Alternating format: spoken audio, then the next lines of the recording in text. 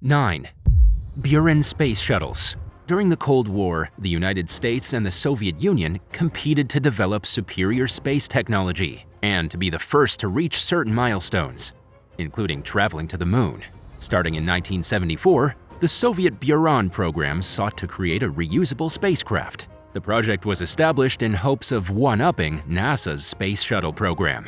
Designed to hold 6 passengers with extra room for cargo and satellites, the Buran spacecraft measured 56 feet, 17 meters long. It launched into space in late 1988 after completing 24 domestic test flights. The vehicle completed 2 orbits, then re-entered the atmosphere before successfully touching down under automatic control, which NASA spacecrafts couldn't do. But the project's timing couldn't have been worse. In 1991, 3 years after the Buran spacecraft launched into orbit, the Soviet Union collapsed and the program was canceled.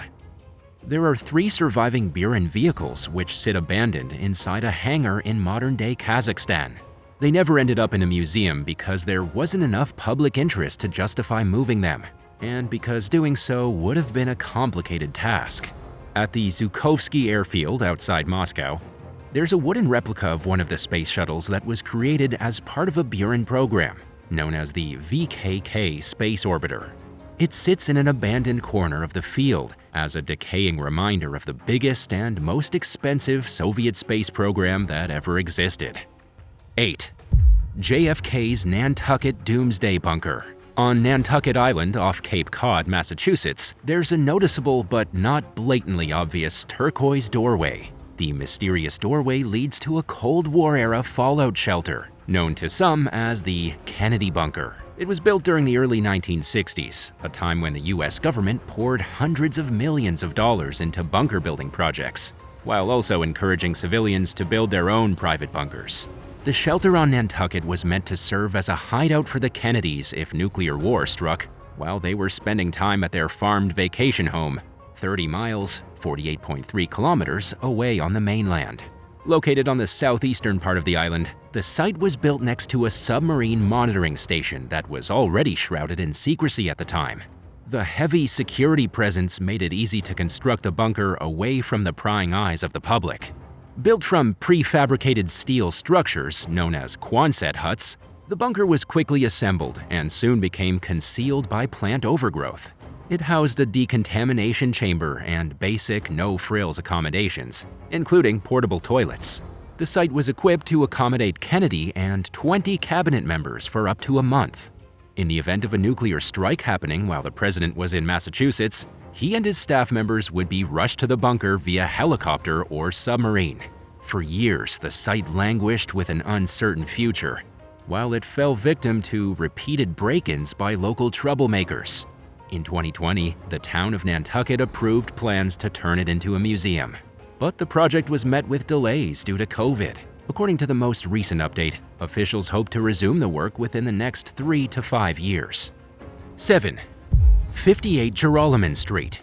While walking through New York City's Brooklyn Heights neighborhood, it's easy not to notice what appears to be a typical brownstone building at 58 Jolan Street, until you realize that the windows are tinted suspiciously dark. So dark, in fact, and so reflective that you can't see the inside at all. And if you stop and listen for long enough, you might hear a rumbling noise coming from inside, and which can't be explained by any normal household activity. Built in 1847, the property was initially a traditional townhouse that was home to the family of a judge named Tunis Jolan. Fast forward a few decades to the early 20th century, and the neighborhood, once called Willowtown, was booming. The New York City subway system was under construction and would soon connect the burgeoning populations of Brooklyn and Manhattan via a pair of tunnels that ran beneath the East River. Planners determined that 58 Jolan Street would be the perfect location for these underground tunnels, and in 1908, the Interborough Rapid Transit Company bought the property. To avoid disrupting life at street level more than they already had, or dramatically changing the landscape of the neighborhood, the IRT left the townhouse standing and gutted it to suit their needs. Inside, they implemented a ventilation shaft. The site continues to function for the same purpose today, and it also serves as an emergency exit in the event that something goes wrong in the tunnel. Do you have any secret locations hidden in plain sight in your town? Tell us in the comments and hit subscribe while you're at it. 6. Connecticut's Road to Nowhere. During the early 1950s, plans were made to create a highway connection linking Hartford and New London, Connecticut. It was as part of a bigger road plan meant to accommodate the state's growing population. Construction on Route 11 began in 1966, and it was just halfway completed when, unfortunately, the project ran out of funding in 1972. The finished portion opened to traffic, with many jokingly referring to it as Route 5.5. But it's not heavily used, and instead of linking drivers to any major cities, the functioning section of Route 11 ends in the small town of Salem. From a bird's-eye view, it's easy to see how paved portions of the unfinished part of the road run into dirt paths that were flattened but never paved over. But at ground level, aside from the fact that it's being reclaimed by nature, the unused road seems to blend into the landscape alongside the functioning thoroughfares that run through the area. Money issues continued to hamper any efforts to complete Route 11.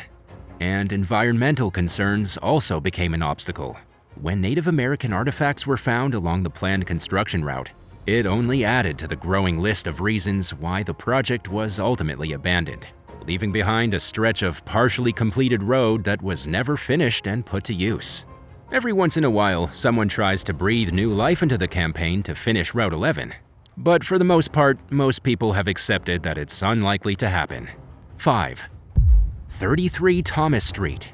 Looking at the New York City skyline from a distance, you're most likely to notice the tallest and brightest buildings. It isn't until you get much closer that you'll spot a 550-foot tall, 167.6 meters, drab, concrete, windowless skyscraper located at 33 Thomas Street in Lower Manhattan's Tribeca neighborhood. Commonly known as the AT&T Long Lines Building, the bizarre, brutalist structure was built in the early 1970s to house the world's largest center for processing long-distance phone calls at the time. It's impossible to see inside, and at night, the building becomes even more hidden from view. According to records, AT&T still owns and uses the high-rise, but a 2016 investigation by The Intercept claimed to find evidence that the property functions as more than just a highly secure and secretive telecommunications center. The report alleged that 33 Thomas Street also functions as one of the National Security Agency's most important monitoring hubs on U.S. soil, where agents tap phone calls, faxes, internet data, and other activity. While the address wasn't specifically listed in the documents obtained by the publication, other evidence, including architectural plans, public records, and interviews with former AT&T employees, allegedly points to the building's use as a top-secret surveillance site called Titan Point. Some of the information came from records leaked by whistleblower Edward Snowden, which strongly suggests that the NSA has a highly secure facility within the building, where agents have targeted the United Nations, the World Bank, the International Monetary Fund, and at least 38 countries. The NSA declined to comment on the story, which means that it neither confirmed nor denied the use of 33 Thomas Street for its controversial surveillance activities. 4. Cardiff Cold War Bunker. In an affluent suburb of Cardiff, Wales, called Llandaff, there's an inconspicuous single-story brick building tucked away in the yard of a Victorian mansion.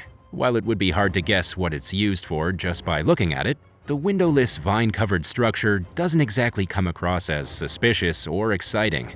But one glance of the interior reveals that the building was meant for something other than everyday use. Built in 1956 amid escalating Cold War tensions with the Eastern Bloc, the unassuming 2,000-square-foot, 168 meters squared structure was an emergency bunker that would function as a local nerve center in the event of nuclear war. Its purpose was to enable the government to continue operating even in the midst of catastrophe. To accommodate its occupants, it contained a kitchen, ventilation system, generator, control center, message rooms, officers' rooms, and escape hatches. Britain's Civil Defense Control Center ran the site for 12 years before it was disbanded in 1968. at which point it became a storage facility for emergency supplies. Volunteers maintained the building until the 1990s, when it was left behind for good. Like all other nuclear bunkers throughout the country and world, it was never used for its original intended purpose. Today, the long-abandoned shelter's interior is moldy, damp, and filled with garbage and rusting furniture. It's the only remaining Cold War site in Llandaff. In 2022, it was designated as a Grade 2 listed property, which means that it's protected under law due to its historical value, despite its state of disrepair. 3. 17th Century Tavern. Just outside the Goldman Sachs headquarters at 85 Broad Street in Lower Manhattan, there's a glass window in the sidewalk offering a view of the foundation walls of a 17th century bar. Known as Loveless Tavern, it opened in 1670, just 100 feet, 30.5 meters away from the house where the city's first mayor lived. At the time, the city's upper limit only extended a few blocks north of the site, and its tallest building, measuring just 5 or 6 stories, sat next door to Loveless's. The tavern remained in business until 1706, when it burned down in a fire, and the property was subsequently allotted to the city's growing merchant district. During development negotiations in the 1970s, it was brought up that the property was suspected to contain archaeological remnants dating back to the Dutch colonial period. As part of an agreement with the Landmarks Preservation Commission, the Dollar Savings Bank funded one of the most expensive urban excavations in American history. The project's main goal was to uncover the remains of New York's first city hall, Stadhuis. That never happened, but the team was nevertheless thrilled to come across the ruins of the Loveless Tavern. In it, they found bowls, plates, tobacco pipes, broken bottles, and animal remains. The tavern's 350-year-old foundation marked one of the only known above-ground examples of the 17th century Dutch presence in Manhattan, most of which was destroyed in a fire back in 1835. And while it's easy to miss the windowed sidewalk amid the hustle and bustle of the Big Apple, it offers a compelling reminder of the city's rich history and the dramatic ways in which the landscape has changed over the centuries. 2. A neighborhood no longer. Nestled in the forest behind a rest stop in North Haven, Connecticut, are the crumbling remains of what was once a 15-acre, 6.1 hectares neighborhood called Banton Street. Located along the Quinnipiac River, the community sprang up during the 1920s and was home to around 42 families at its peak. Banton Street was already prone to flooding to begin with. Over the years, upstream development caused the problem to become exponentially worse. After 3 days of heavy rain in 1973, it became clear that it was only a matter of time before the area was no longer habitable, and that it was dangerous for residents to continue living there. The state government bought the properties through eminent domain, and the residents moved to higher ground. Authorities demolished the houses, but reminders of their existence are still visible today in the form of empty lots, building foundations, overgrown curbs, the remnants of driveways, streets, fences marking former property lines, and even a staircase that leads ominously into the river. The former neighborhood is located within Quinnipiac River State Park, and is there for visitors to explore if they can spot it. 1. Middle of nowhere subway station. In 2015, the Kaohsiawan subway station opened up on the outskirts of Chongqing, China. Its 3 entrances were located in the middle of barren fields and surrounded by overgrown weeds, quickly earning it a reputation as the middle of nowhere metro stop. The stop was implemented along the city's Line 6 subway as a way to connect the rural Kaijiagang suburb with the city center. At first, there were no buildings, businesses, paved roads, or other public transportation nearby, and there appeared to be very few commuters who used the stop. Only one of the 3 entrances were in use, with the other 2 remaining closed up and dark at all times. The interior was shiny and brand new, but it seemed more like a ghost station than a functional waypoint along an otherwise busy subway line. And it stayed this way for years, until the rapid development that China has become known for caught up with the even speedier expansion of Chongqing's underground. An avenue running alongside the station was completed and opened in 2020, but it's unclear whether it's drawing increased ridership compared to the handful of commuters who could be seen entering and exiting the station on any given day. Thanks for watching.